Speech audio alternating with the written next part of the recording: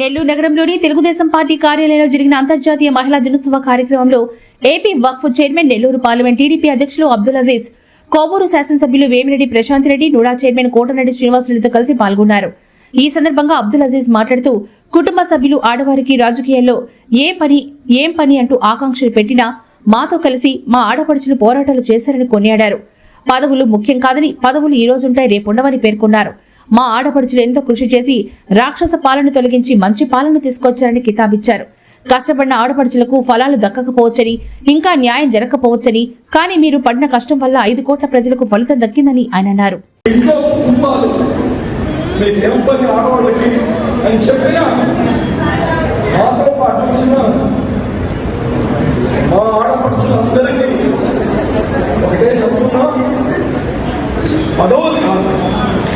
పదవులు ఈరోజు ఉంటాయి, రేపు ఉండవు.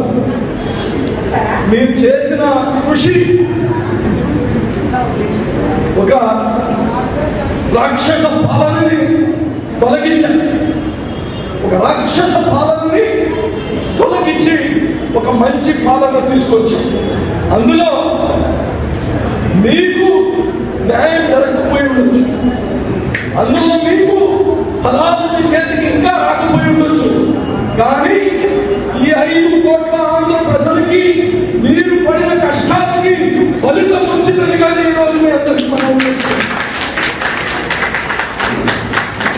కాబట్టి ఎవరు చిన్న మనసు చేసుకోబట్టి మనం చేసే పని ఈ భూమి కోసం చేస్తున్నాం, ఈ ప్రజల కోసం చేస్తున్నాం.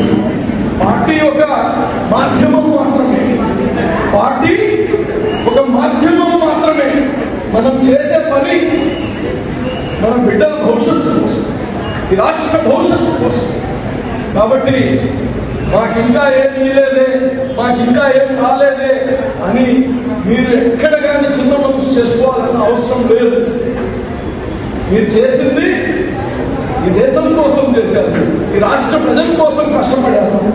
కాబట్టి ఆ స్ఫూర్తిని వదలకూడదు, ఆ స్ఫూర్తిని ఇంకా ముందుకు తీసుకెళ్ళాలి. అధికారము, పదవులు మీ కాళ్ళ సంతకి అన్నీ వస్తాయి. కొద్దిగా ఓపిక పట్టండి. ఇప్పుడే 7 నెలలు అయింది ప్రభుత్వం వచ్చి, 7 నెలలు అయింది. చంద్రబాబు నాయుడు కూటమి ప్రభుత్వం ఎవరిని మర్చిపో, మీ అందరినీ సరైన